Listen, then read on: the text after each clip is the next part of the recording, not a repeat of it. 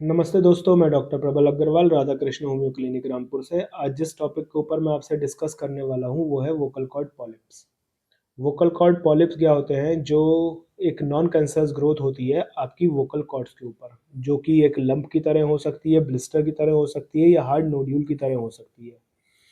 जब ये होती है तो इसकी वजह से आपको क्या सिम्टम्स आते हैं?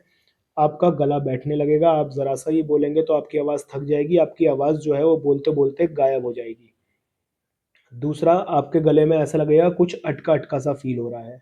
मोस्ट कॉमन सिम्पटम जो होता है वो होता है वॉइस फैटीग। आप ज़रा-सा ही बोलते हैं, आपकी आवाज़ थकने लगती है, आप बोलते-बोलते आपकी आवाज़ गायब हो जाती है। तो ये वोकल कॉर्ड पॉलिप होने का सबसे मेन सिम्पटम है। क्या कारण होते हैं इसके होने के?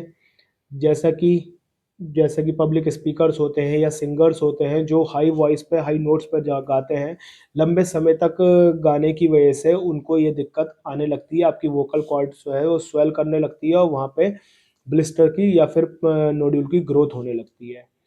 जितने भी पब्लिक स्पीकर्स हो गए या फिर over use of the voice या फिर शाउटिंग, येलिंग, स्क्रीमिंग, बहुत से बच्चे हमने देखे हैं बहुत ज़्यादा चीख के बोलते हैं, चिल्ला के बोलते हैं, तो उनका गला बहुत जल्दी-जल्दी बैठने लगता है। तो ये कारण होता है इसके होने का। या फिर आपको कोई क्रॉनिक कफ है, बहुत पुराना खाँसी चली आ रही है, वो ठीक नहीं हो रही है, उसकी वजह से आपके वोकल कॉर्ड्स के ऊपर स्वेलिंग आ जाती है, जिसकी वजह से आपका गला बैठने लगता है। या फिर और कारणों में आपके अगर आप अल्कोहलिक हैं या स्मोकर हैं या फिर कोई केमिकल इरिटेंट का इन्हेलेशन ज़्यादा करते हैं आप, किसी तरह का नशा ज़्यादा करते हैं, तो उसकी वजह से भी आपके वोकल कॉर्ड्स के ऊपर स्वेलिंग आने लगती है और आपका वोकल कॉर्ड के ऊपर पॉलिप डेवलप होने के चांसेस बढ़ जाते हैं। तो ये कुछ कारण होते हैं वोकल कॉर्ड पॉलिप के होने के। अगर आपको ऐसी कोई दिक्कत है, अगर आपका गला 1 हफ्ते से ज़्यादा या फिर 2 हफ्ते से ज़्यादा हो गया है, आप दवाई भी ले रहे हैं और नहीं सही होने में आ रहा है, गला बार-बार बैठे जा रहा है, तो इसके लिए आप अपने ईएनटी सर्जन के पास जाएँगे, तो वो आपकी लैरिंजियोस्कोपी करेगा, तो उसके अंदर आपको ये कन्फर्म होगा कि आपको वोकल कॉर्ड पॉलिप आता है। ये एक नॉन कैंसरस ग्रोथ है, ठीक हो जाती है होम्योपैथिकली, इससे कोई घबराने की ज़रूरत नहीं है। लेकिन अगर आपको ऐसी कोई समस्या आ जाती है, तो इसके लिए जो आपका जिस कारण की वजह से हो रहा है, अगर आपको एसिड रिफ्लक्स की वजह से हो रहा है, अगर आपको क्रॉनिक कफ की वजह से हो रहा है, अगर आपको स्मोकिंग या अल्कोहल इंटेक की वजह से हो रहा है, तो आप इन चीज़ों को थोड़ा-सा परहेज़ करें। ज़्यादा ऊँची आवाज़ में बात ना करें। कॉलर माइक का इस्तेमाल करें जिससे कि आप आराम से बोलें और 4 लोग आराम से सुन सकें। आपको वॉइस पे ज़ोर लगाने की ज़रूरत नहीं है, आपको प्रेशर देके बोलने की ज़रूरत नहीं है। इन चीज़ों का अगर आप ध्यान रखेंगे, तो आप अपने परेशानी से वोकल कॉर्ड पॉलिप की परेशानी से आराम से निकल पाएँगे।